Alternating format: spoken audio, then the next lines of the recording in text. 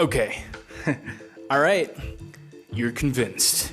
You came to this world to fulfill a definite purpose, a life mission. And you know that it is up to you to discover it and make it happen. You know it doesn't happen without focused effort for long periods of time. Years, decades. But you're ready to do it. You don't know what your mission is, but you understand that it combines all the things you love to do and all the inborn talents that you have. The description you read on your free Teledipity profile meant something to you. It seems aligned, but you want to dig into it further. There's something more clear to get. How does all that apply to you? You need a better understanding that can help you design a clear plan of action, a set of short-term goals you can complete before the end of the year. All right, let me get the most important disclaimer out of the way. It's impossible for me to tell you exactly what you should do. I can't say what your mission is. I'm gonna help you build a map, I'm gonna help you design a very specific plan, and I'm gonna help you connect with the things you already know about yourself. And of course, I'm gonna motivate you as much as I can to follow the steps without fear and hesitation. But at the end of the day, this is your process.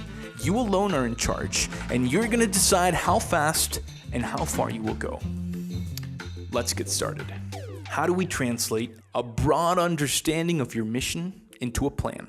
The most important step, filter all of your dreams, interests, and hobbies into a short-term, clear objective. Don't try to boil the ocean. This objective should only be the first step of what your lofty dream is going to become. I need you to open a new Word document or notepad on your iPhone, sit down, and prepare to type a list. You're going to make an inventory of all the things you're interested in. It doesn't matter if they could be jobs or not. It doesn't matter if there's money in that career or not. It doesn't matter if it's hard to get into it or not. Let's just write down everything you're interested in. Cooking, true crime, soccer, technology, politics, filmmaking, video games, board games, travel, meditation, high-scale events, concerts, healthy living, on and on and on, until you run out of things to write. Make the list as big as you can. Once you're done, come back. Make a line under that list so you have a clear separation. Now you're going to write a second list. This isn't things you're automatically drawn to. It's not things you're passionate about. It's things you discovered by accident. Things you were assigned in previous jobs that you were surprised you actually enjoyed. You found them fun and you learned quickly. If you're finding it hard to think of this list, let me tell you exactly how to find these buried activities in your professional memories. The main difference between an activity you enjoy and one you don't is how much you were able to concentrate while doing it.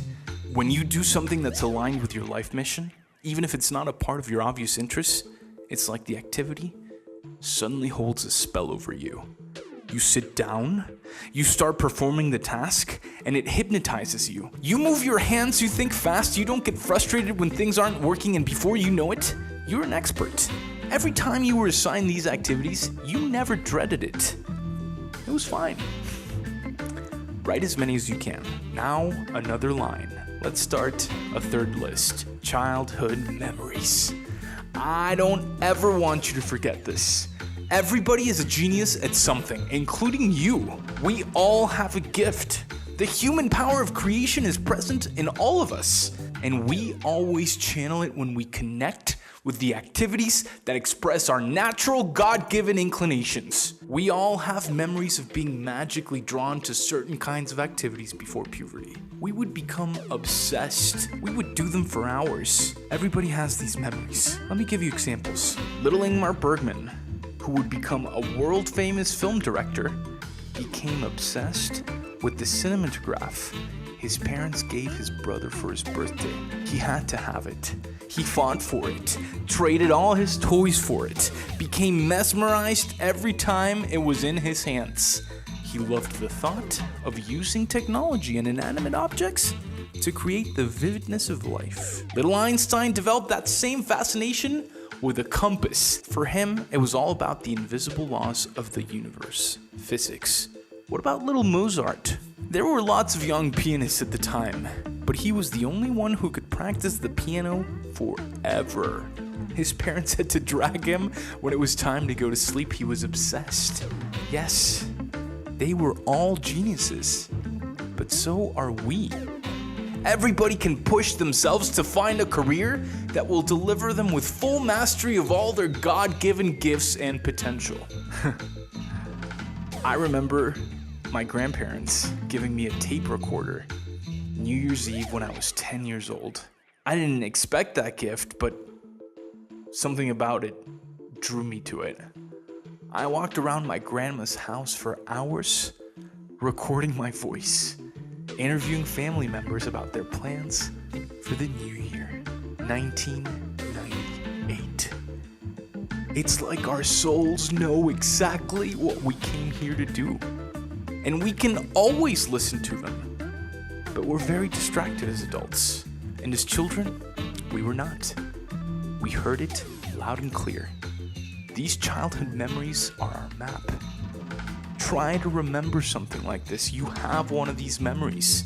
Don't stop searching until you find it. So now, you have a long list of interests, activities you surprisingly enjoy, and 1 or 2 strong childhood memories that all hint towards your mission. These 3 lists is as clear as you can get at this point to your life's mission. You can't go any further.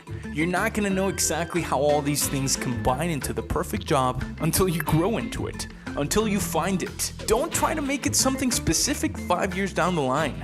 You don't know what's going to happen 5 years from now. You don't know what kind of technology is going to be available or what kind of roles are going to be great for you. Just make a clear objective for 12 to 24 months. One that combines all those things you love. That's the first step.